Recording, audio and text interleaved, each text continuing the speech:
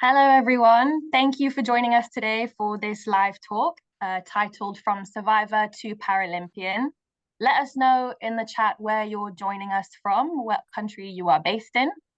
My name is Agat, and I'm from the content and editorial team at the Women's Forum for the Economy and Society. And we're joined today by Beatrice de Lavalette. Thank you for joining us, Bea. Welcome. So for a short introduction, before I hand over to Beatrice, she is the most critically injured survivor of the Brussels airport terrorist bombing, which took place on March 22nd, 2016. Bea was just 17 years old at the time of the attack, but despite this, she's never given up. She's now 25 years old. 5 months after suffering massive internal injuries, second and third degree burns, a spinal cord injury, and the amputation of both her lower legs, she was back on her horse and back at school, and so is now one of the biggest inspirations to me personally. Beatrice has gone on to represent the USA as a member of the USA Paralympic Equestrian team at the Tokyo 2021 Games and at the FEI Echo World Championships in Herning, Denmark 2022, where she won a bronze medal in the Para-Equestrian team. And in 2023, she was a member of Team USA at the Al Shakab Para-Equestrian competition in Doha, Qatar, winning a team gold and an individual gold medal. And so now Beatrice is full in preparations and training to hopefully be a part of Team USA in the Paris 2024 Paralympic Games. So without much further ado, Beatrice, I'll hand over to you to introduce yourself and share a little bit about your personal story. Well, thank you very much for that incredible introduction, Agat. So hi, everybody. I'm Beatrice de Lavalette. As Agat said, I was a most critically injured survivor of the Brussels attacks, and I was just 17 when it happened, and then it rocked my life completely to a whole new life, basically, and then it started a whole new journey and a whole new chapter in my life. And through that, I was able to get back on my horse and really learn how to ride again and how to live my life as a wheelchair user, and my life with the injuries that I suffered on that day. And then after the games in Tokyo, I knew I wanted to do more. So I've continued to try to be on the team for as long as I can. And so obviously sport is playing a big role in your life since you got back on your horse and you've been participating in all these championships. How would you describe the role that sport has played for you in your recovery journey? Sport's been a huge part of my recovery journey. It's always being an athlete before the accident really helped as well. But it definitely was the biggest part of my recovery journey, just because it got me back to where I needed to be mentally and physically. And then it just brought me back into that like team aspect that I was needing because a lot of the time in rehab and stuff like that, you feel very lonely because you don't have all your friends with you, and it can be very, I don't want to say depressing, but it can be very lonely. So getting back into that team aspect was very important for me. I think also what's quite unique about your experience is that since you are an equestrian, you have that relationship with your horse as well. And so animals and that bond, that partnership you have must have been very important for you too. Yeah, I mean, from the first day that I woke up out of the coma, I was like, where's my horse, kind of thing. And there was a window in my room with a patch where I could see a patch of grass, and I always like dreamed of like seeing her there just eating grass, because I was in the ICU for 4 months, unable to go outside. So just seeing her outside would have been amazing. But that bond that I had with my horse was the most incredible feeling ever. And it's really what got me back to where I needed to be mentally and physically, and to where I am today. Yeah, I remember that photo of you when you first came out it was your first time out in the hospital grounds, and Didi was there to meet you with your mom, and you shared this moment of reconnection. It was really, really sweet. Yeah, I mean, that moment was incredible. Just I had lost all my hair. My hair was shaved off. My face was all red from the burns. And I was in a wheelchair and no legs. And even my dogs didn't recognize me the first time they saw me. But my horse Dee Dee, she like instantly got off the truck and was like whinnying, like, I'm here, where are the other horses, and why am I in a parking lot with just cars? But then she turned her hand and saw me, and she saw me like instantly. She recognized me without any of the stuff that I had before. And she's the first one that really saw me for who I was, even if I had changed. So that was a really big moment.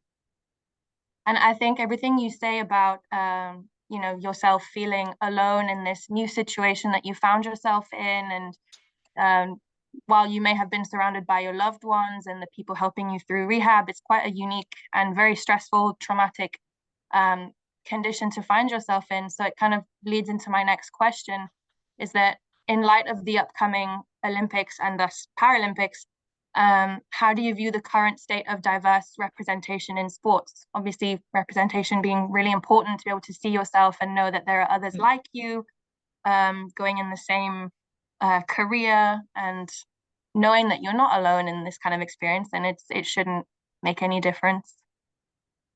Yeah, I mean, there's a lot of diverse representation nowadays, and in both like athletes recognizing themselves with other athletes in the sports that they play or different sports, but also recognizing that we're all athletes no matter what, if we have a disability or not, we're still trying to be at the top of the game. But there's also the representation with the media that's really improved over the last couple of years. I think it started at the Tokyo Games, where there was a really big media swarm on the Paralympic aspect as well as the Olympic aspect, where it really showed the world that the Olympic athletes actually do exist and they really do these things. It's not just like a show, this is our life. And they did such a good job with the following Olympics to keep that going. And I'm very happy to where we're at today. Yeah, for sure. And I think having this kind of visibility is super important in order to reduce the stigma and discrimination that people with disabilities might even face. And I suppose there's also this intersecting element that you have where you are a woman and a woman with a disability. So I think, having more representation and diversity in sport is important to show people that, you are not your disability and you are capable of doing many, many things. And yeah, it's kind of equipping people with the ability to, socially, individually improve, attain their best self. So yeah, definitely important. Just a reminder to all the participants that if you have questions, don't hesitate to put them in the chat and we will get to them. So my next question was, what message would you want to leave or hope to leave in light of your career as a Paralympian? I mean, for the biggest message I think that I want to leave with people is the impact that I was able to give as a woman, as a para athlete, or as just an athlete in general. And with the trauma that I went through, being able to overcome those little stigmas and being able to progress and really achieve my goals. And there's one thing that I always say about myself is I want to be remembered for what I did with the things that I want to be remembered for what I did with the things that happened to me, and not just for what I did with them or what happened to me. Would you say that is what you are most proud of, the legacy and what you've built for yourself, all of that? Yeah, and I mean, for what I've been able to build for others, and the support that I've been able to bring for others as well. Yeah. What are some of the barriers or inequalities that you feel some women in sport or people with disabilities in sport still face today? What would you see as areas of progress? I think areas of progress is like women in general sports, like women that are professional athletes that went and had babies or had something in their life that like had to make them stop play for a little bit or something, and being able to come back and be at that top level where it's always that kind of like stigma, like once you're gone, you're not the same. Even if you come back, it's not the same. But a lot of women in general have been able to overcome those like stigmas and rumors that like we're not capable of doing something again, and we are. And being able to like take a break for something, or not being able to go somewhere for, or not being selected, doesn't mean that you're not like good enough. It's just like there's other people that are going to be there at that time when you're not able to do it. It's just how it is. But that's one of the things that I'm like really proud of. Yeah, no, and you should be for sure. And what role do you see as education also in the development and empowerment of people with disabilities and women with disabilities? Obviously, you have a different experience with that because you were in school before your accident. You still managed to finish school very shortly after the attacks happened. So how do you think that education plays a role in supporting the empowerment and development of individuals? I mean, for me personally, like you said, I was very lucky. I was in school before and after, which for me personally was a huge help in my development and my social skills after being so, I don't want to say left alone, but like in such a like discrete bubble for a little bit, and coming back to school. And even if it was only like 5.5 months after it was the accident, it was still super important to have my friends and my family there. But being able to have that routine of going back to school really gave me that like normalcy that I needed at that moment. And that really showed me that like even when something horrible happens to you, if you have that support and you're able to do things that bring you back to normal life, it really helps. Yeah, absolutely. And I think it kind of links with the fact that you have your team afterwards, this accompaniment, your coach, your teammates. Yeah, absolutely. Yeah. I mean, never being alone with all of this is always really nice, because you know there's always somebody there to give you a hand. Yeah. What advice would you give as like a one-liner to aspiring young athletes who might find themselves in similar situations? Probably try everything. If you love it, don't keep going. If you don't love it, keep trying. Keep trying the sport, keep trying different sports, but always keep going. Never stop.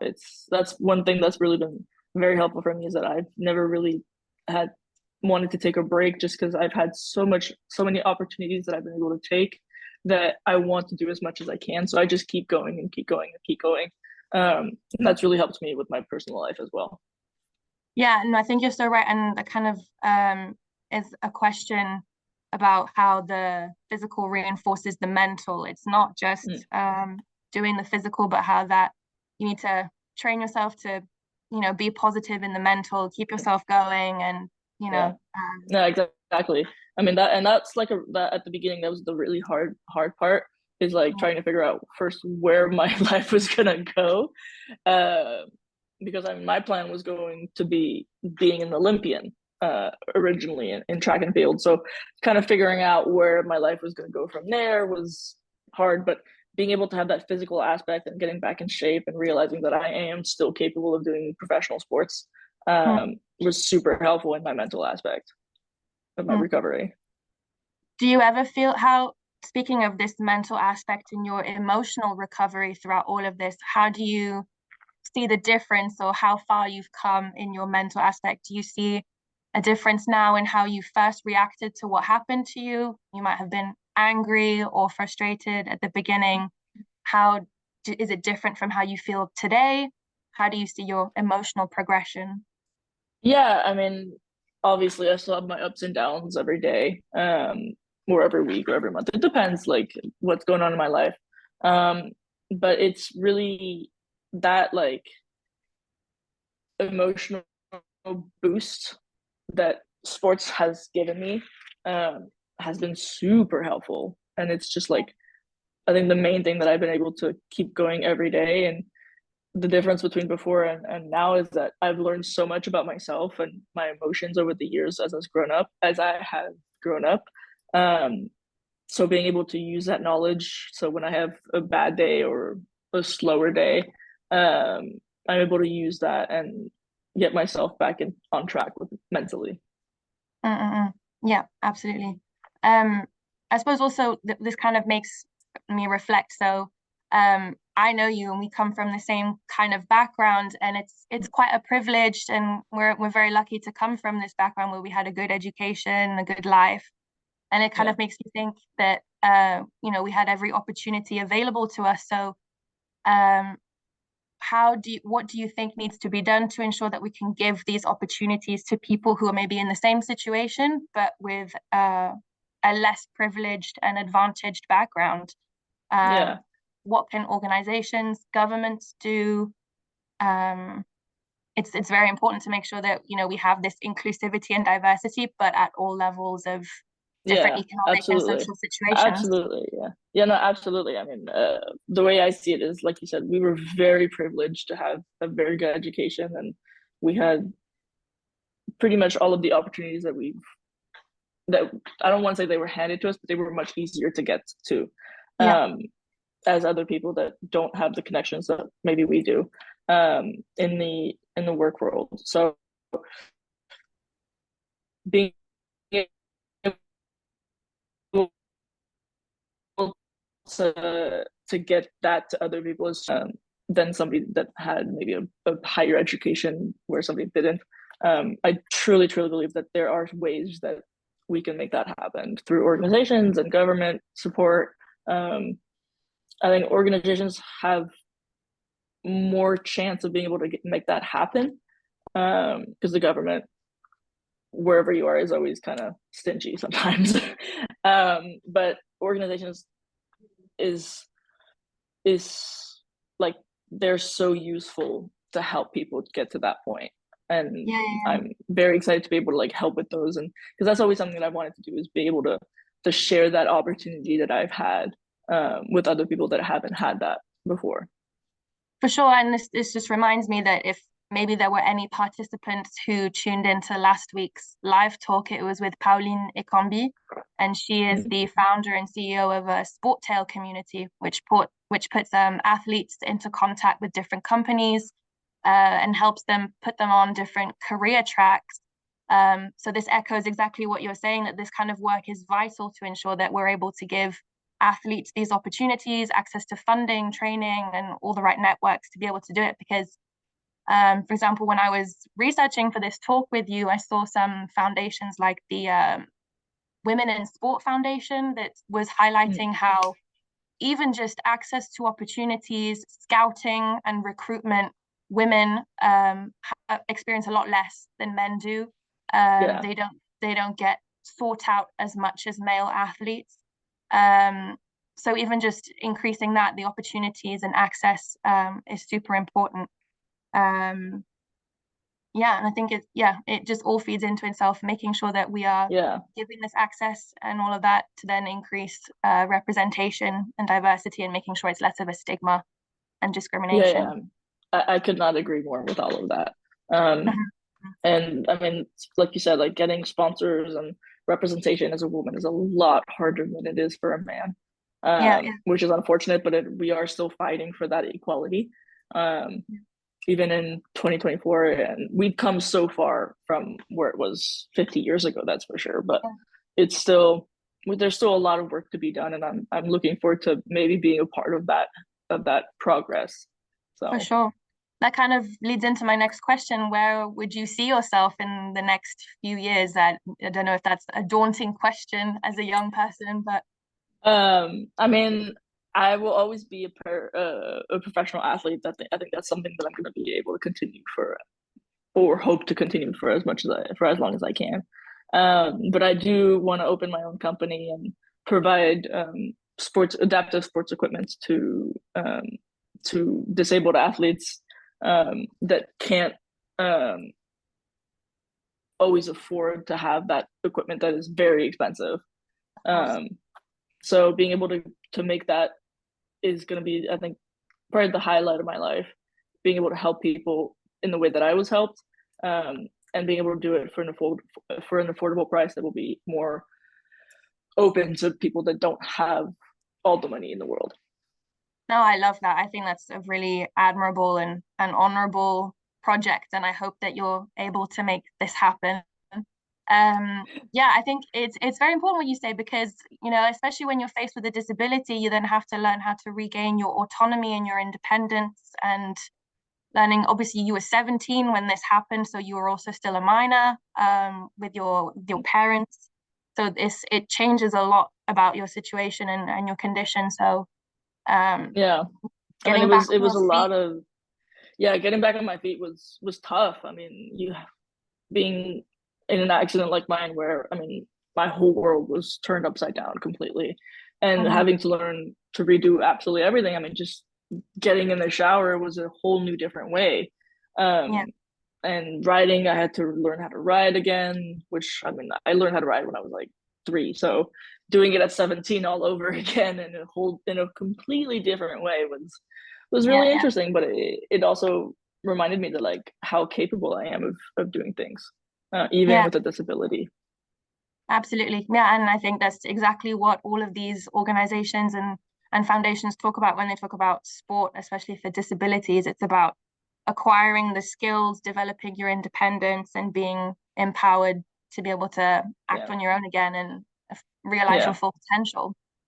Yeah, I mean, everybody, even people that don't have disabilities, that maybe don't have all the opportunities that somebody else might have, just being able to bring those opportunities and that adaptability to anybody that can use it or needs to use it, and giving that freedom back to people that really that was like taken away, or have never had it, physically or mentally. And I'm very excited to where the world is going to right now. Good. And the progress that's being made. Good. That's a very positive outlook to have. No, I was just thinking, what else what has been kind of the reactions that you've had from your close family and your friends? I know we've spoken a little bit already about your background and how, you know, being in your team and your coaching has been really important to you, but what about the rest? Like, have you found the support that you've needed? Did it maybe, I don't know, because it could have made you feel like you were suddenly very different and you couldn't keep up the same connection you had with people as you had before, or did you find it easily adaptable? How was it?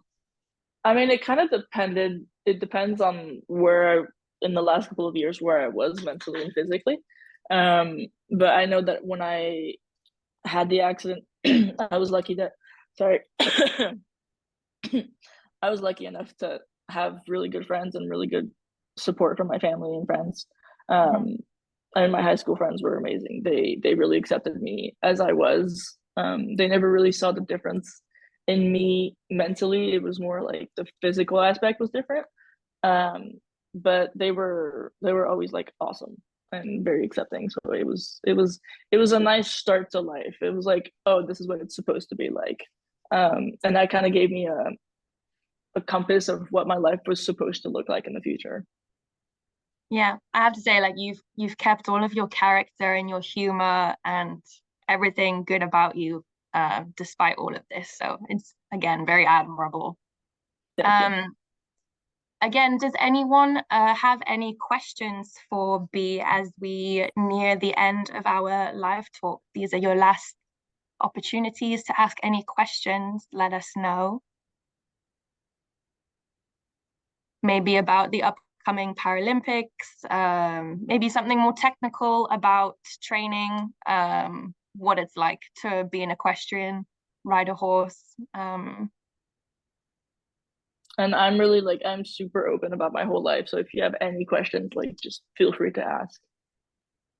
Yeah, absolutely. Yeah, you've done a lot of media presence and talks about your journey, and it's been really interesting for anyone who is interested in learning more about B. Like she said, she's very open and there's a lot to read about her. We have a question here. How long do you train every day? It depends on how many horses I have at that time, but usually I spend about half hour, 25 to a half hour on the horse per horse. Right now I'm in France and I just have my one horse here. But my trainer rides in for like 15-20 just to warm him up and get him nice and loose before I get on, and then I get on and ride at like 25-30 minutes, something like that. Mm-hmm. And I suppose right now it's more intense than any other period in the year, or do you find that it's the same intensity all year long? You've had a lot of competition recently. Yeah, I mean, it's been a little bit more intense recently just because we're getting ready for the games and everything's kind of going on at the same time. But it's been a little bit more heavy, I want to say, in the training aspect, but it's not as different as it is in like everyday life. Yeah. Mm. Yeah. And so you're training on 5 different horses sometimes. Do you find that there's a big that was a long time ago. Riding horses. So is there like a big difference people have between a lot of horses? Okay. Yeah, there can be. Yeah. I mean, in para, I mean, every horse has its own character, no matter what sport you're in. So you have to adapt your riding to that horse. But in the last couple of years, I've managed to do like 2 a day. But at one point, I was riding like 3 horses a day. I was like, this is a lot. Yeah. No, because I mean, I have to also think of like my physical aspect of not being able to do as much as I would like to, what I used to be able to do as well. We have another question. It seems people are getting more interested in your training and the technical aspects. So what are some other routines that you follow on a daily basis? Maybe not even related to your sport, but practicing mindfulness, like mental health things or routines. Yeah, absolutely. I mean, I go to the gym as well to practice on my physical aspect other than riding. And then, like you said, like there's a lot of like mental aspects. So I see a therapist, I see a sports preparation coach, and therapists that are specialized in sports. So all of it together works really well to get me prepared mentally for my competitions and my training. Yeah. No, that must be a lot. And maybe this last question. So what helps to overcome the curiosity, so to want to find out more about what happened to you, that some have when they see you, and can you notice it in their eyes even if they don't say anything? Yes, I can. Especially with like young people or young kids, they stare, and I have no issue with that because I like I said, I'm very open about the whole thing. So quality of life, but it's good for young kids or teenagers to learn the differences that somebody could be living that's very different to their style of living. And being very accepting of people with disabilities just because they're in a wheelchair or have a prosthetic or whatever doesn't mean that they're different. They're still people and they should be treated as such. Yeah, and I think what also struck me about your journey was that it wasn't something you were born with, it's something that happened to you, and something quite violent at that. You know, it was a terrorist attack on you. So I think this was also maybe another layer of taboo or a bit of sensitivity that people might struggle to address. But I think, you know, the way you've handled it is exemplary, and just being very honest about what happened, and that this is something, unfortunately, that did take place, and that's the reality. And that's very often how I take it. I speak about it. It's like yes, it happened. It's not. I mean, it was a big deal at the time, and now I've been able to move past it. So for me personally, it's not a big deal. But I mean, with everything going on in the world right now, you see these things, bombs going all over the place, and it's horrible. And I never wish that on anybody. But you know, it is something that is happening. There's not much that we can do about it as just regular civilians. But you know, it's also bringing the support that other people need is very important when it comes to those times. Yeah, absolutely. Well, there's no more questions in the chat, I see. So I think on that note, we will end our live talk here, but it's been super great talking to you. Always great hearing about what you're doing, and your journey and how you keep growing every day. And it's been really, I mean, I hope for all the participants, very motivational and inspiring. So thank you very much. And I encourage everyone to stay in tune with what you're doing, follow you on social media, and yeah, keep track on your journey. I wish you all the best. Oh, some people are asking, what is your social media? What's your handle? Oh, it's Beatrice LDL. That's my handle. Beatrice for Instagram. LDL. Yeah. Yeah. On Instagram, yeah. But you're also on LinkedIn. Yes, LinkedIn, it's just Beatrice de Lavalette. Yeah. Yes, or otherwise you can also check the Women's Forum social media, where we will have posted about you on there. So they can also follow up on that. Awesome. Thank you so much. I really appreciate this. This was awesome. Thank you so much for accepting to come and talk to us. Absolutely, anytime. Stay in touch. All right. Yes. Bye, everyone. Bye. Bye. Bye.